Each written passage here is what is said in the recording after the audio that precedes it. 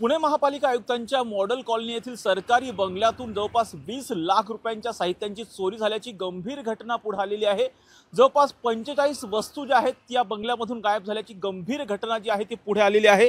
आता मी त्याच सरकारी बंगल्यामध्ये आहे, ज्या सरकारी बंगल्यामध्ये पुणे महापालिकेचे आयुक्त राहतात। त्याच बंगल्यामधून जवळपास 20 लाख रुपयांच्या साहित्याची चोरी झालेली आहे। अत्यंत गंभीर अशी घटना पुण्यामध्ये घडलेली आहे। खरं तर पाहिलं तर या ठिकाणी महापालिकेचे आयुक्त जे आहेत नवल किशोर राम हे या ठिकाणी राहत असतात। तर पाहिलं तर याच जागेमध्ये जवळपास अर्ध्या एकर जागेमध्ये हा सरकारी बंगला जो आहे तो आहे आणि याच अर्ध्या एकर जागेमधला जो सरकारी बंगला अर्थात यामध्ये जर आपण पाहिलं तर तपस्या नावाचा हा जो बंगला आहे त्या बंगल्यामधून जवळपास 20 लाख रुपयांच्या जे साहित्य आहे त्या साहित्यांची चोरी झाल्याची गंभीर घटना जी आहे ती पुढे आलेली आहे। जवळपास 45 वस्तू या बंगल्यामधून ज्या आहेत त्या गायब झालेल्या आहेत।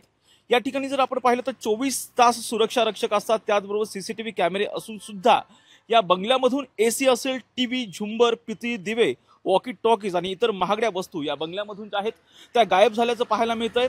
यापूर्वी जे महापालिकेचे आयुक्त होते डॉक्टर राजेंद्र भोसले यांच्या सेवानिवृत्तीनंतर नव्याने नियुक्त झालेले जे आयुक्त आहेत नवल किशोर राम यांच्यासाठी हा बंगला सुसज्ज करण्याची तयारी सुरू असताना ही गंभीर बाब जी आहे ती उघडकीस आल्याचं पाहायला मिळतंय। खरं तर याच बंगल्यामध्ये आता महापालिकेचे आयुक्त नवल किशोर राम या ठिकाणी जे आहेत ते राहतात। जर पाहिलं तर हे जे सामान यामध्ये जे चोरी झालेलं आहे गायब झालेलं आहे त्यामध्ये जर पाहिलं तर 4 एअर कंडिशनर आहेत, 2 LED टीव्ही आहेत, पितळी सजावटीच्या वस्तू आहेत, एक कॉफी मशीन आणि वॉटर प्युरिफायरचा सुद्धा यामध्ये समावेश आहे। दुसरी एक अत्यंत गंभीर बाब म्हणजे या प्रकरणामध्ये अद्यापपर्यंत FIR सुद्धा दाखल झालेली नाही, कारण पुणे महापालिकेचे आयुक्त ज्या बंगल्यामध्ये राहतात त्या बंगल्यामधून अशा पद्धतीने गंभीर अशी घटना पुढे आलेली आहे। जवळपास 20 लाख रुपयांच्या जे साहित्य आहे त्या साहित्यांची चोरी झाल्याचं एकंदरीत पाहायला मिळते। अद्यापही या प्रकरणामध्ये FIR जी आहे ती दाखल करण्यात आलेली नाही, परंतु या चोरीला गेलेल्या ज्या वस्तू आहेत त्यांच्या जागी नवीन वस्तू खरेदी करण्यासाठी सुमारे 20 लाख रुपये खर्चांचा एक प्रस्ताव सुद्धा तयार करण्यात आलेला आहे। त्यासाठी निविदा प्रक्रिया सुद्धा आता सुरू करण्यात आल्याची एक माहिती मिळते। आणि दुसरी एक गंभीर बाब म्हणजे ह्या प्रकरणाची जबाबदारी कोण घेणार असा प्रश्न या ठिकाणी उपस्थित होतो, कारण या बंगल्याचे देखभाल करणे आणि त्याचबरोबर सुरक्षा करण्याची जबाबदारी महापालिकेच्या मालमत्ता, बांधकाम आणि सुरक्षा विभागाची आहे, परंतु या गंभीर चुकीची जबाबदारी घेण्यास आता कोणताही विभाग तयार नसल्याची बाब आता पुढे आलेली आहे। यापूर्वी जर आपण पाहिलं तर पुणे महापौरांचा जो बंगला होता, जो सरकारी बंगला होता, त्या सरकारी बंगल्यामधून सुद्धा एक टीव्ही चोरीला गेलेला होता।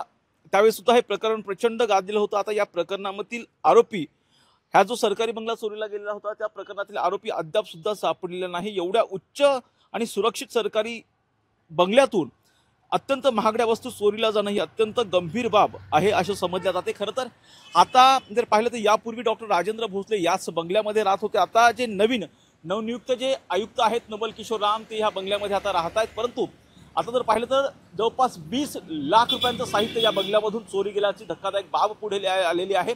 आणि याविषयीच बोलताना पुणे महापालिकेचे आयुक्त नवल किशोर राम नेमकं काय म्हणाले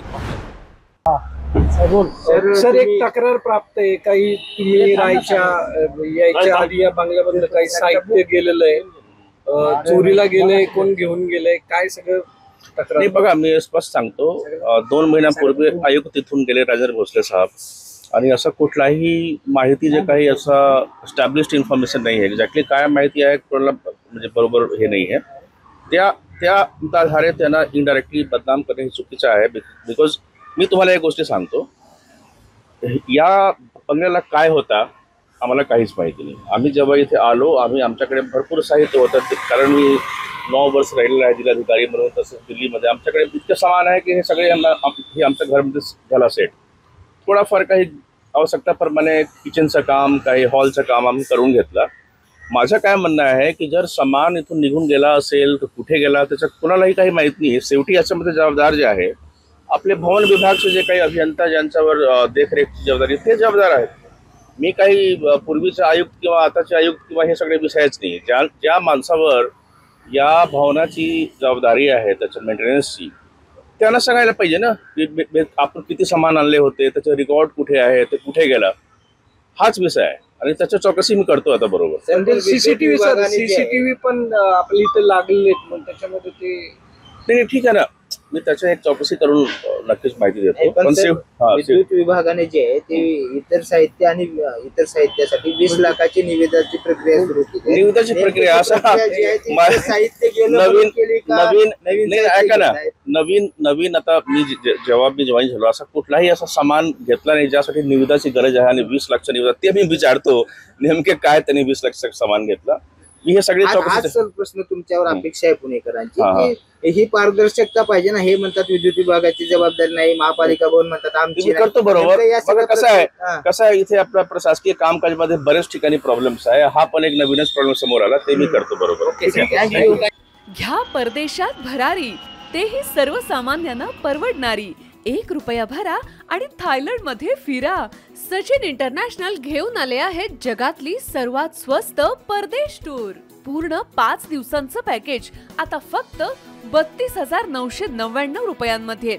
पॅकेजमध्ये विमान प्रवास, हॉटेल, ब्रेकफास्ट, ट्रान्सपोर्ट आणि प्रेक्षणीय स्थळे. सचिन इंटरनॅशनल 18 वर्षांपासून पर्यटन क्षेत्रातील एक विश्वसनीय नाव. सचिन इंटरनॅशनल सोबत मनसोक्त फिरा. संपर्क 7767989898.